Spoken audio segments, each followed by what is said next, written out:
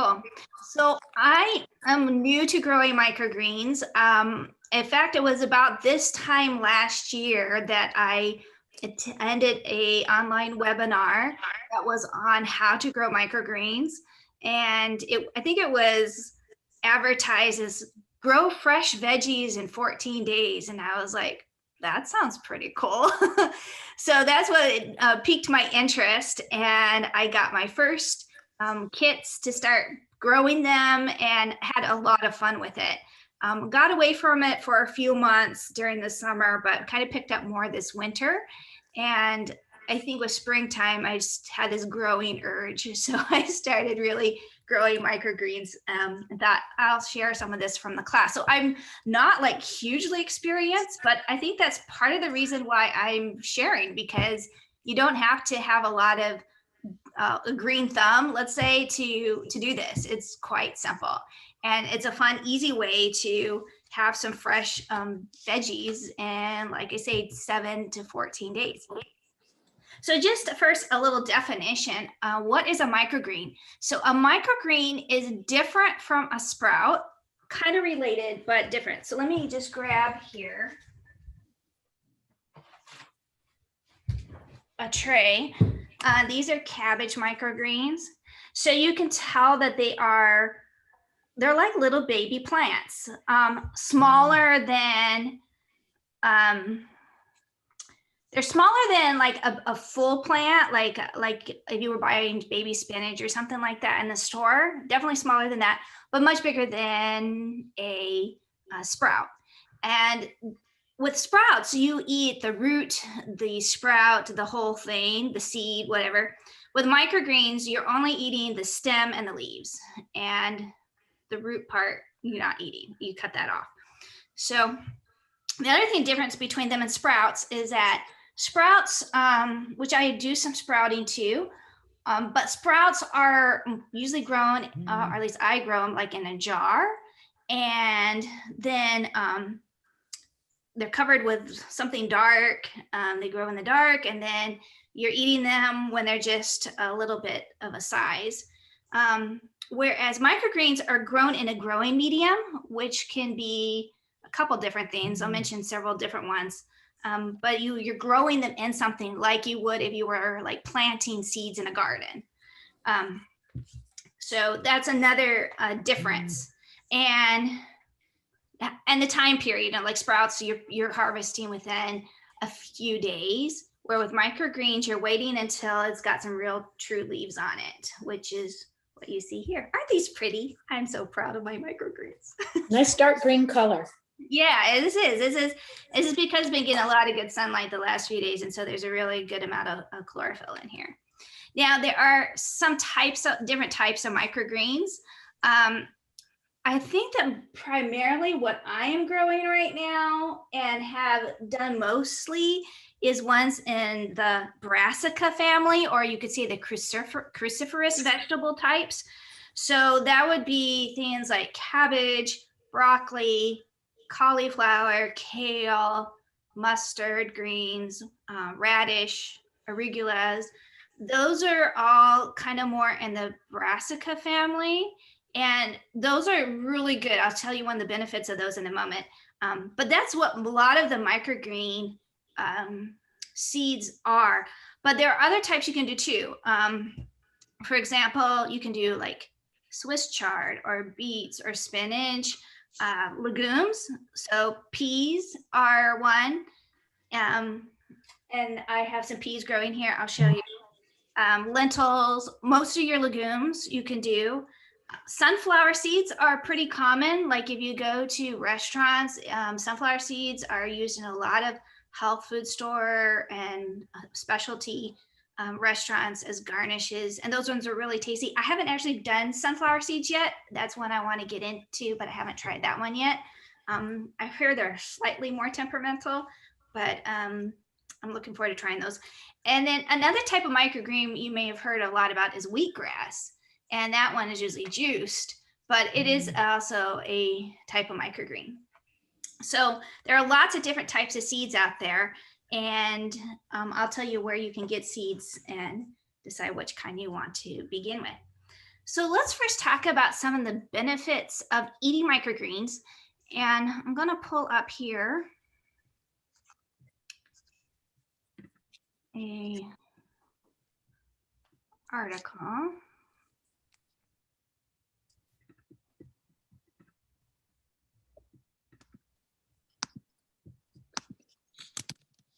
That I found. This is on the website microgreeny.com.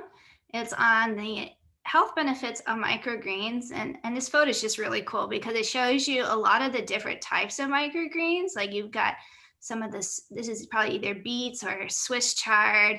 These are sunflower seeds, and some of the others I don't know because a lot of them look a lot alike at this stage. But in here, it talks about some of the benefits of the microgreens. One of them is the high amount of phytochemicals. We would also call those antioxidants. And we know from the immune class that we did that antioxidants are so important for warding off so many different illnesses and diseases. So microgreens, they have found in studies to have about 40 times more phytochemicals than the full grown counterparts. And that's because you're eating the plants when they're very small, and everything, like how many cabbage plants are in this tray? Like thousands, right? You think every one of these little greens is one plant that would create one cabbage plant, but you're packing in this one tray so many different plants, and you're eating that whole cluster, let's say in a salad or a sandwich. So you're getting so much more dense nutrition. For example, the broccoli one I have over here, if you were to eat, it says in here something about, right here, the 1 ounce of a broccoli microgreens a few days after germination offers the same phytonutrients as a cup and a half of mature broccoli. So you can eat fewer microgreens, but get the same amount as if you sat down and ate a cup and a half of broccoli, which you might not be as eager to do, but eating a few microgreens would give you that much and even more. So that's another really cool benefit. Now, you have some of the other things it mentions. Carotenoids are found in the red and orange and yellow parts like carrots and peppers. These impede the growth of cancer. You have lutein and zeaxanthin are good for eye health. They're found in cilantro. So there's a lot of different antioxidants and phytochemicals you're finding in the different types of microgreens. Now, this one about cancer fighting cruciferous microgreens, I have known for a long time that cruciferous vegetables were good for cancer fighting, but I found this really cool article that was published in 2020, so this is very recent, in the journal Antioxidants. And it looked at brassica microgreens, which are like your kales, your cabbage, your broccoli, all of those. And this study was looking at human colon cancer cells and linked to their phytochemical composition. So down here in the abstract, I want you to notice this part right here. It says, as a result, the antioxidant bioactive compounds present in these microgreen species reduce the proliferation of tumoral cells, showing lesser effects with broccoli microgreens in line with their lower ascorbic acid content and total antioxidant capacity. Therefore, the daily intake of microgreens within a balanced diet could be a preventive nutritional strategy to reduce the burden of chronic degenerative diseases such as colon cancer. Isn't that cool? What that's basically saying is that when you eat microgreens, the cruciferous ones, it actually is reducing the sizes of tumors and can help reduce or prevent cancer. So that's a good reason all of its own to grow microgreens. And like I said, the handout that we sent you, and if you did not get these handouts, if you got the RSVP email, all these handouts should have been attached in that email. We always include the handouts when you register and we send that out. So go back and look, and if you don't have it, let us know and we will make sure we get that to you. But this handout had a lot of nutritional facts that you'll want to print off and put in your files. So let's talk now about how to grow microgreens. So the first thing you'll want to do is to get some really good seeds. So there's a couple places where you can get seeds. I bought some of them off of Amazon. If you looked, I looked for just microgreen seeds, and I found these, this company called Rainbow Heirloom Seeds, and these are non-GMO. And this particular one is a superfood microgreen mix. So it has broccoli, purple kohlrabi, radish, collards, and turnips in it. And that particular one is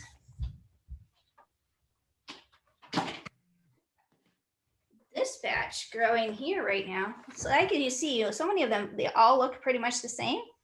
But there's different like seeds in the packet. So you get a variety of greens. And that's nice if you want like different flavors, because some of the microgreens have more of a spicy taste. Some of them are more mild, and getting a mix can kind of give you a variety. Otherwise, you could do something that's just like one particular type. Now, another great place to get seeds is True Leaf Market. True Leaf Market, and I don't know if I have their website up here. Let me just pull this up for you.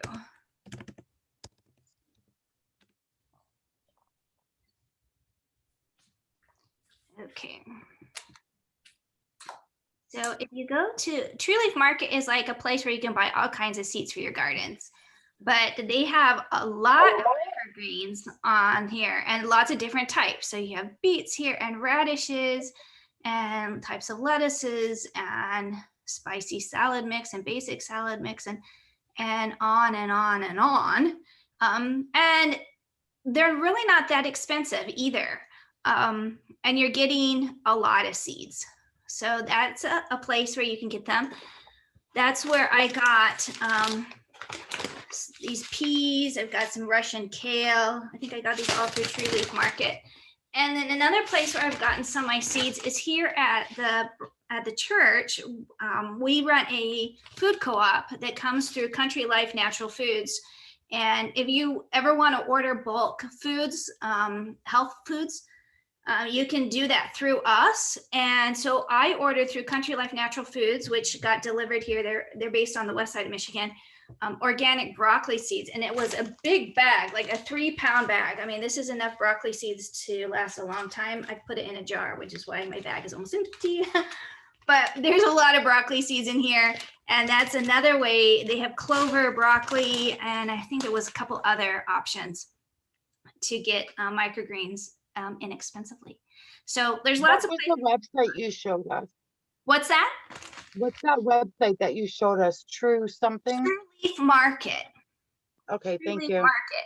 And Country Life Natural Foods, you can just look up countrylifefoods.com, and that's their website.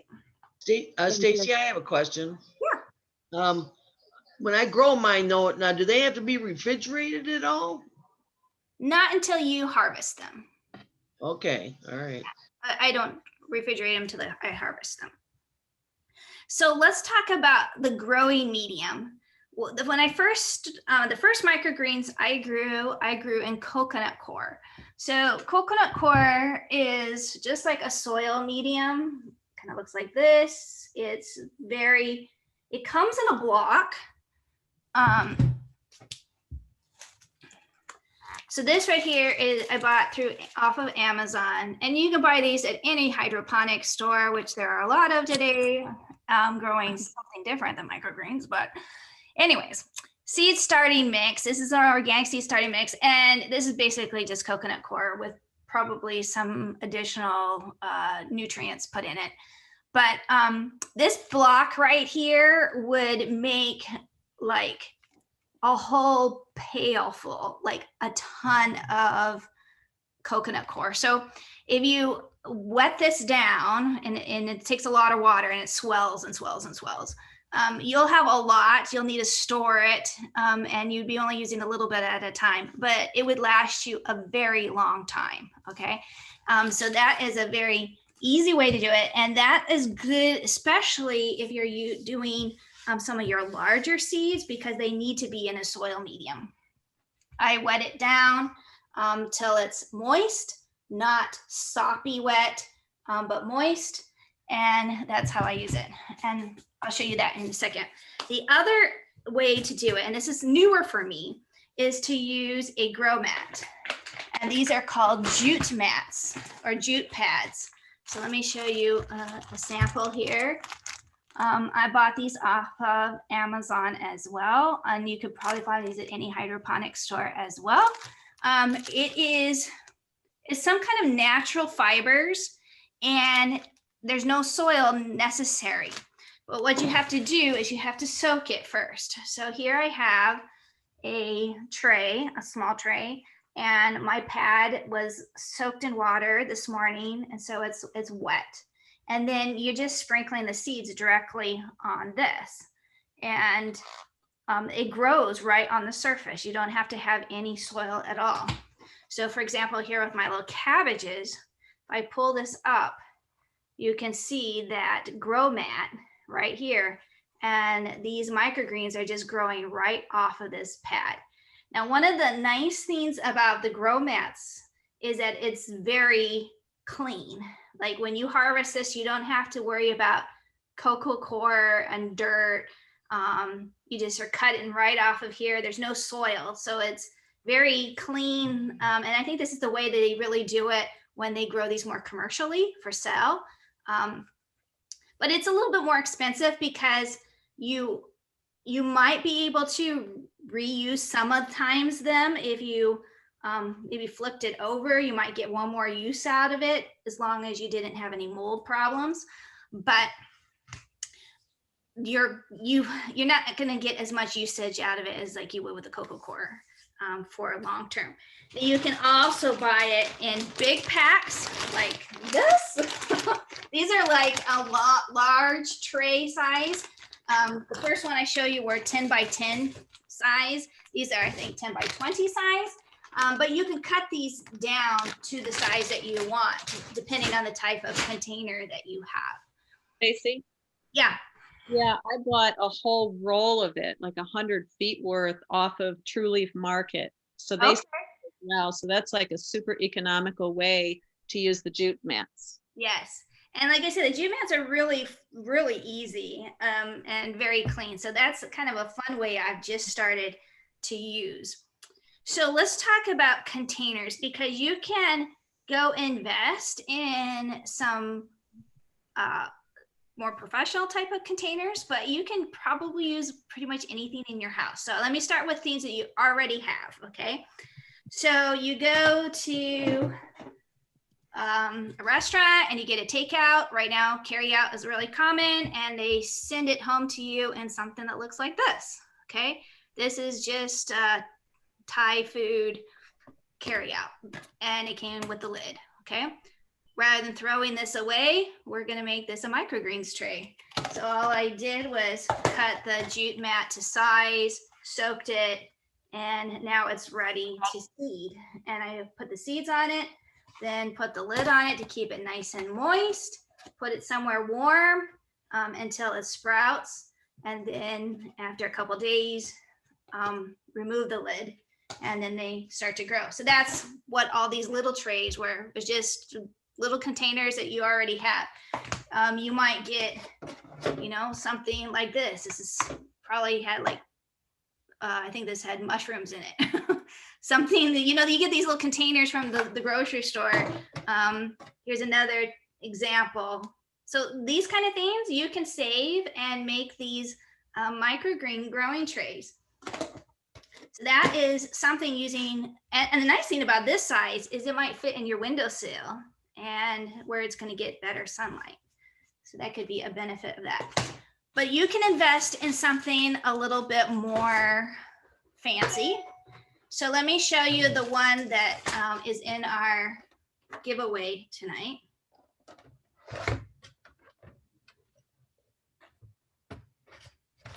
So it's got a little bit of dust on it. So I bought these trays through Amazon. They were from a company called, I'll have to spell it for you. It's ANPHSIN. So maybe somebody type that in the chat for me, for those who are looking. ANPHSIN. And they're 10 thickened seed starting plant growing trays. One was with drain holes. The green ones were with the drain holes. And this one was without drain holes. Okay. Now, this is more of a self-watering system, which is really nice if you are busy and you want something low maintenance. Self-watering is the way to go. I had a batch of microgreens a few days ago. I skipped a morning of watering them, and my microgreens, I walked over and they were just completely like limp and dying on me because they had dried out. And the nice thing about a self-watering system is once they're planted, you only have to water maybe once every couple of days. And in some cases, depending on the way you do it, you might only have to water once a week, which means you could plant them, go on vacation, come home, and your microgreens are ready to pick, which is so fuss-free, and I love that. So with a system like this, where you have a tray that has holes in it and one that doesn't, the one without the holes is your water reservoir, and the one with your holes is going inside of it.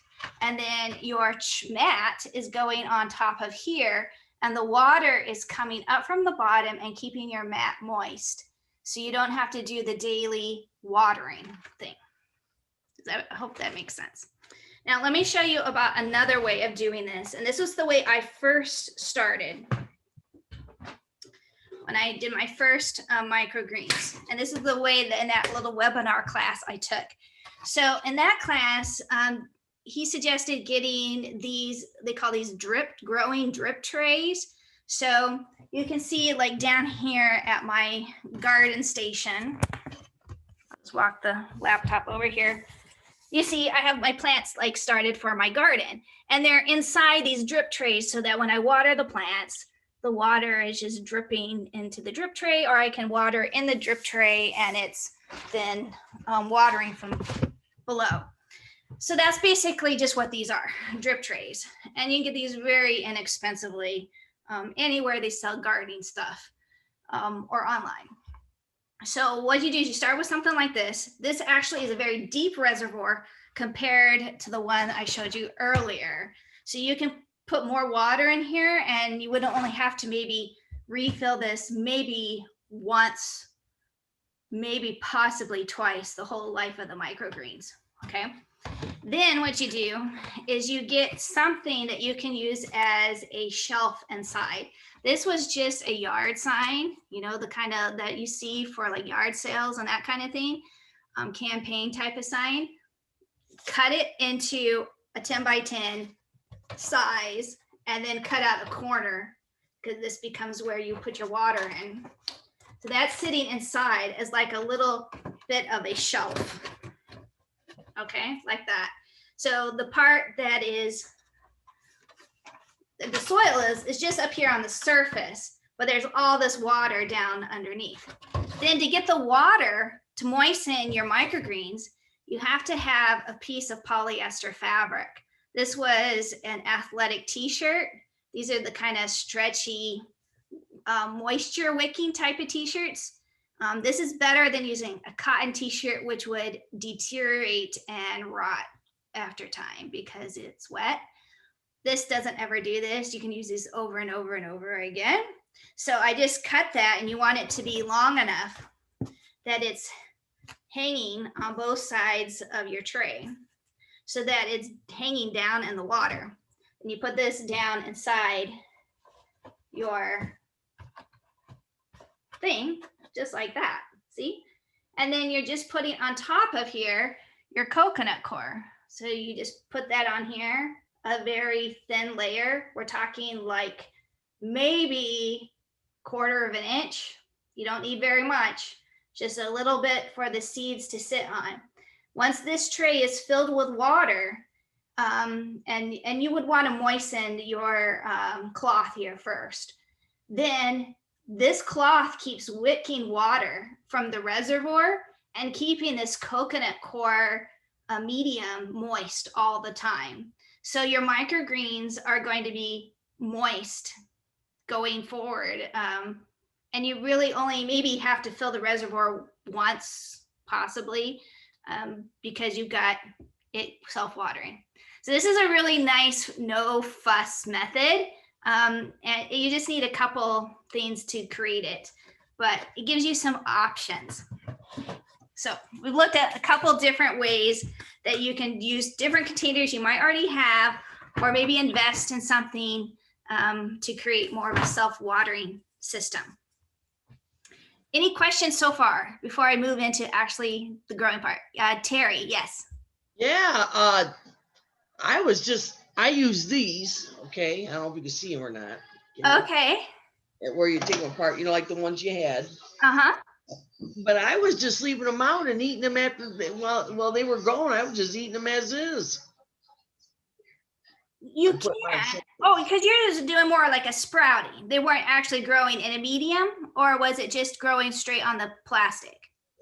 They were going straight on these. They were going good, like yours. They look like yours. Okay. Yeah. Like the one behind you. But I didn't know that I had to do all that. I was just picking them as I go. No, you're doing this. You're doing fine. That's the same idea. It's just a different. It's a different container. I didn't know they had to be refrigerated either until I read that. I thought, oh shoot, I didn't know how long I should leave them out and let them grow or what. Only once you harvest them. Only once you cut them. While they're like this, they're just happy as can be. Okay. Leave them out. Just make sure they're getting sunshine. Okay. Okay, so when it comes to actually planting your seeds, let's say we're going to do the jute method, the jute pad method. You're sprinkling your seeds on here, and you're going to be fairly liberal. So let me just take these broccoli seeds here, for example, and let me turn this down so you can kind of see here.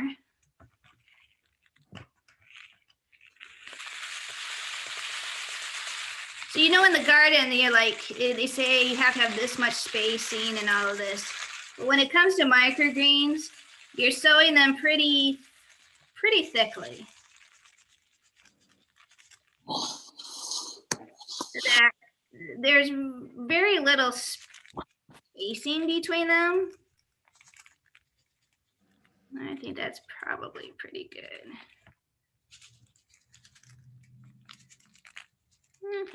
Maybe a couple more. Okay, so do you see like how many I have in there? There's quite a bit in there. Then what you want to do is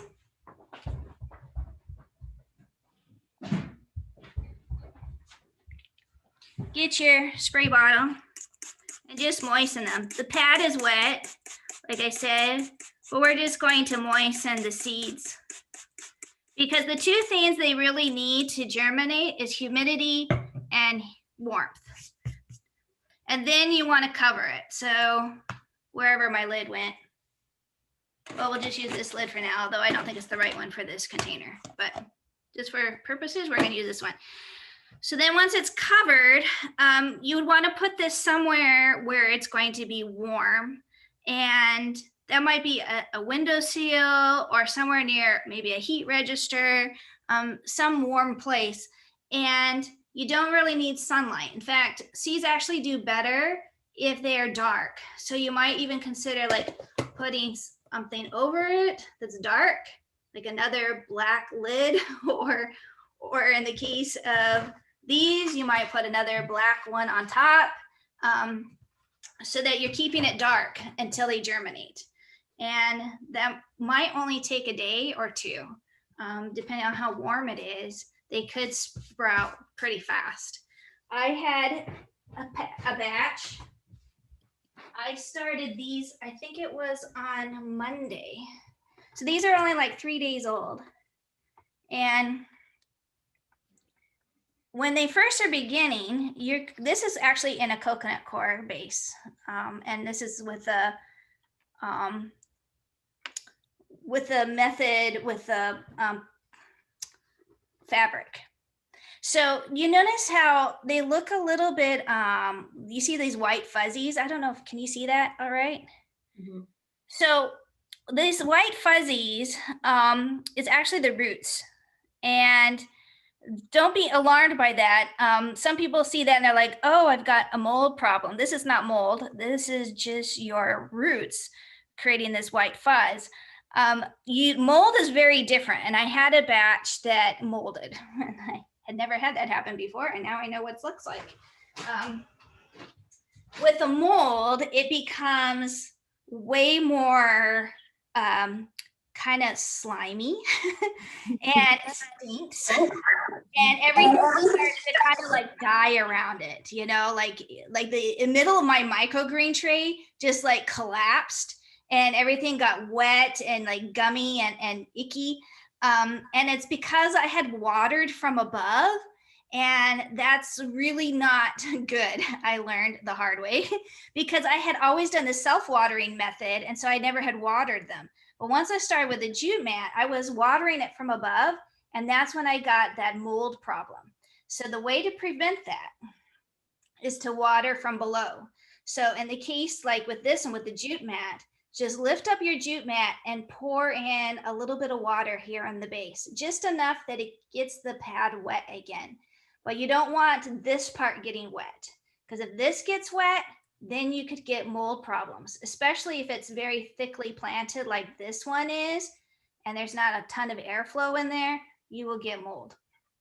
So that is what I did, and it helped to prevent the mold.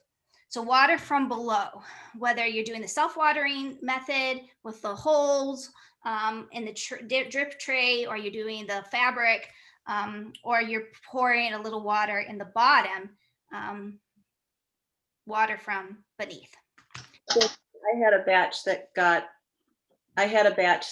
a little moldy, and that was on the core or on the jute mat. Yeah. Seeds were too thick. Like it was too much trying to come through, too much trying to grow. So keep the seeds somewhat thin. Yeah. So and it's hard to kind of find that balance, but I think you'll figure it kind of more as I you just go. want, can I say something here? Yeah. Mine, you know, on mine, I have to put the seeds, you know, I'll go on here and then they grow through here. If I were to, there's no way I can do from below.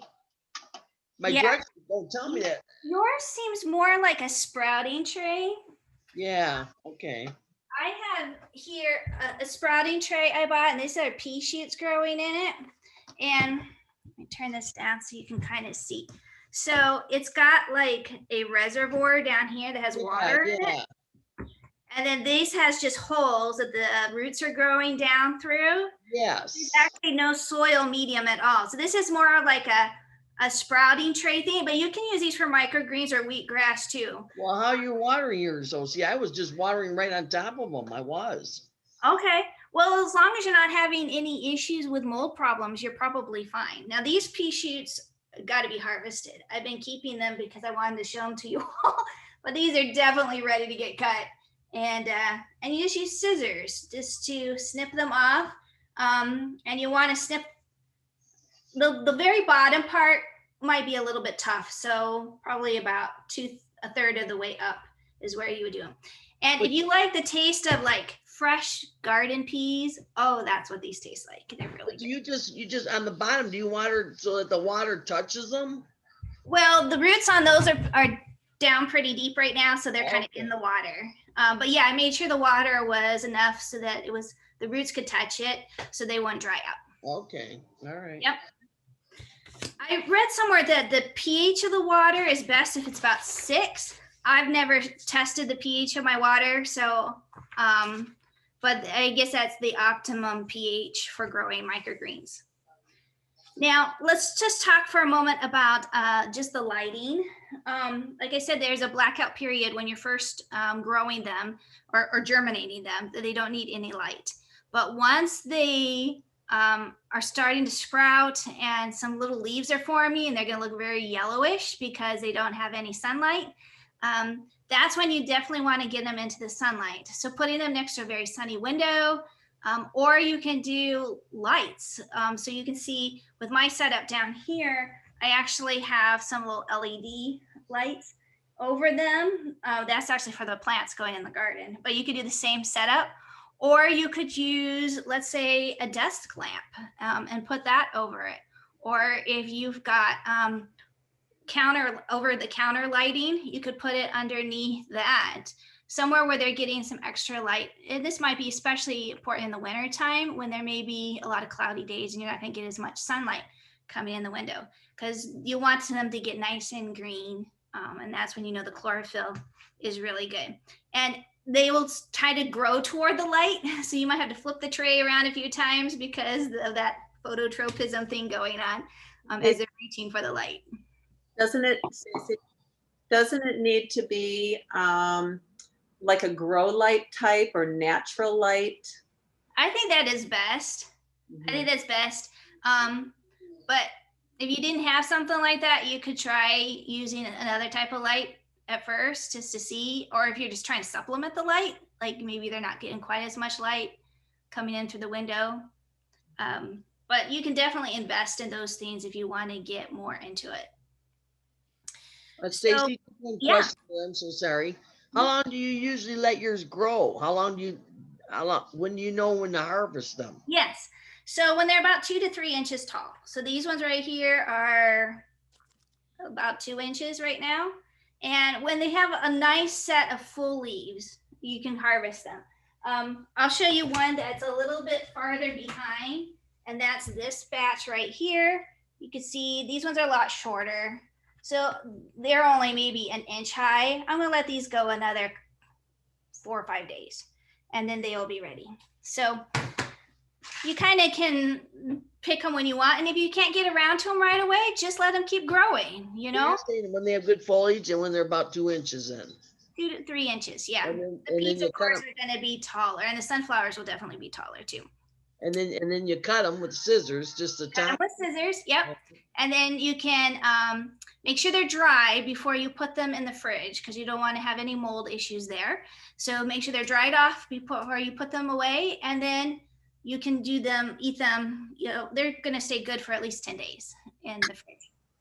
Now, one other thing I wanted to mention real quick regarding seeds, if you're doing a larger seed, such as a pea or a sunflower or a lentil or something like that, it's good to soak them ahead of time for several hours before they'll help them germinate better. And they also need a little bit of soil put over them. Now, of course, with the sprouting tray, I didn't do that for those. But when I did peas in the coco coir, I put just a little bit of soil on the top. You don't have to do that if they're smaller seeds. They can just be sprinkled right on the surface. But if it's a larger seed, it's better if they have a little bit of soil on top of them. What do you store? What do you store your microgreens in the fridge? What do you store them in? Anything to be fine or what? Yeah, I glass or whatever kind of container you want.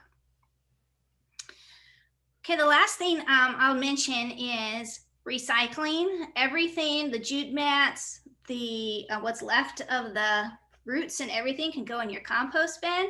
So it's all compostable.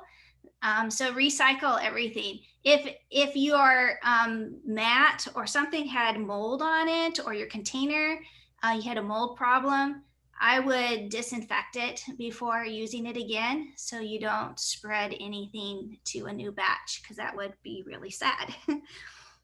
And then the last thing I will show you related to the microgreens is just a couple ideas of things that you could do to eat them.